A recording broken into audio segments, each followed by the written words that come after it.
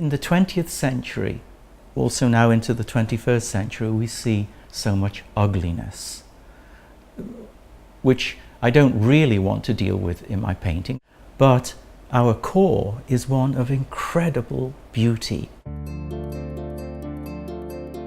It starts very simply by working with a model, where you see how incredibly beautiful we are. In Renaissance art, of course, a lot of thought went into you look at Leonardo drawings, the proportions of man, the perfect proportions, the geometry. This body is really an extension of our divine nature. About 3 years ago, I thought, I have to work with gold leaf with the mineral pigments in the way like early Renaissance artists had. I have to experience this. And the more I began to work with these pigments, I realized I had to relearn everything that I ever knew about paint. When you work with the historical pigments, you can't just paint over something. They're too luminous and too translucent.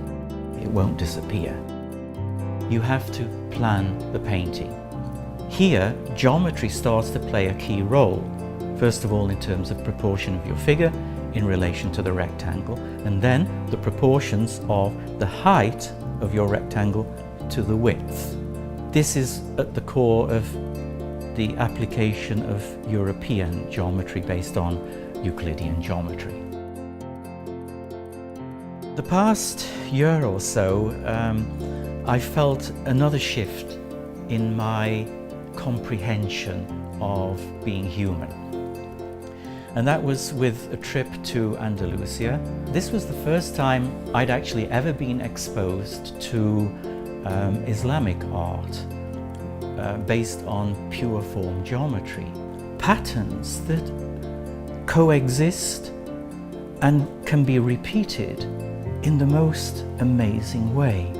And I began to see that, for instance, the star in the geometry of Islam is, of course, the symbol of the divine. The juxtaposition of taking the Islamic pure form geometry and the nude is to show that we had the same roots in Euclid. Although my art is not about political comment or religious comment or anything like that, I felt that this was an important thing that I had noticed, that I had realized, that was perhaps important now to bring this new dimension into my painting.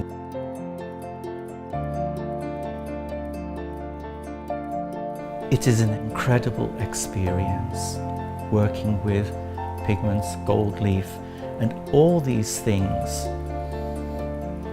help you to reflect upon who you are and where you are going. And hopefully, in a world where the daily news hardly gives you anything to be optimistic about, to just at least hold a mirror up and say, you know, there is beauty there. Just find it.